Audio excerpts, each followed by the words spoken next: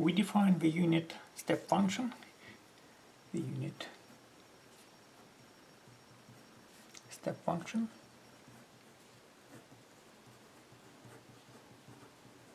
u of t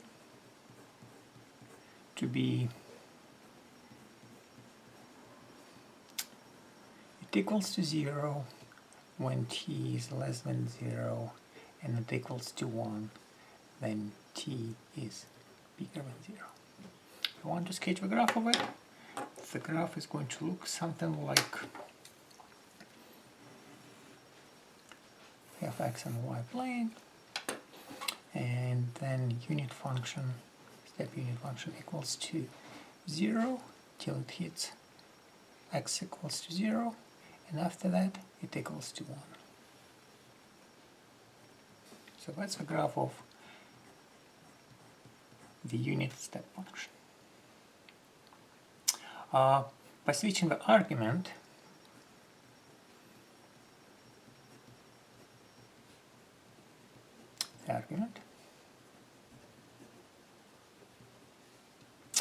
from t to u of t minus a, from switching from t to t minus a, what we're going to get is we're going to shift the graph,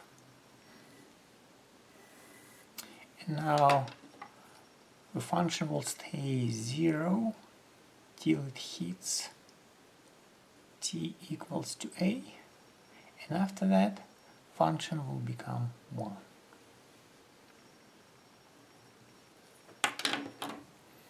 That's the graph of u of t minus a. Also, we can take two unit functions, step unit functions, and we can subtract them. Say if we do u of t minus a minus u of t minus b. So that is our third graph. So we define so far unit step function, we switch in the argument, now we take difference of two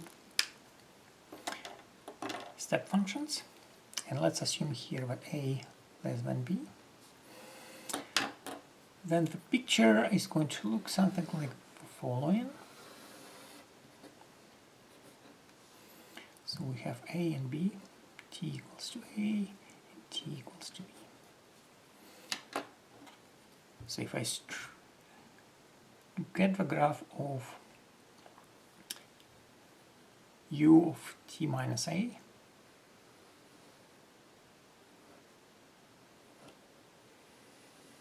it's a graph of u of t minus a, and then I get the graph of u of t minus b,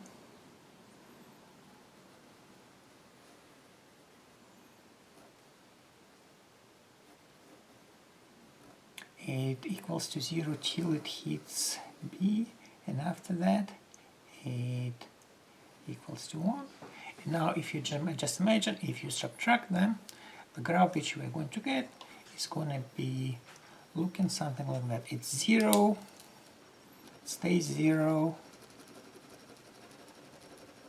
till it hits a, then between a and b it's going to be 1, and then because we subtract 10 it's going to be 0 again.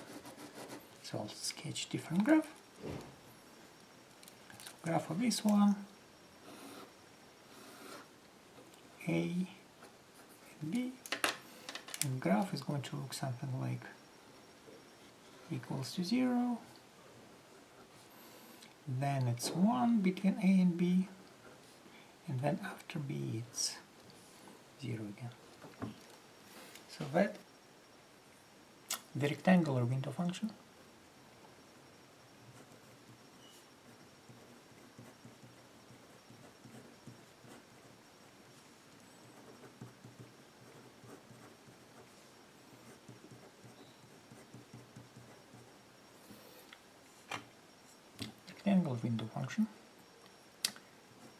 p of a b equals to u of t minus a minus u of t minus b which equals to 0 if t is less than a, 1 when t is between a and b, and equals to 0 when t is bigger than b.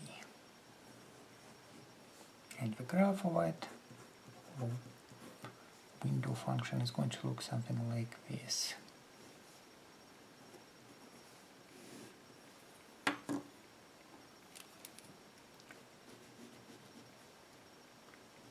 It's 0 till it hits a, between a and b it equals to 1, and after b it equals to 0. So that's your rectangle window function.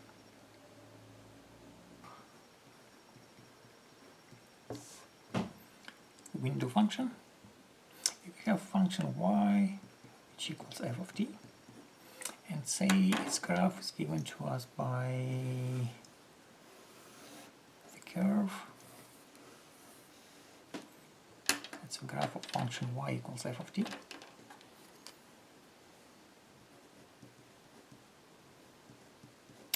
And now if we take new function, so new function,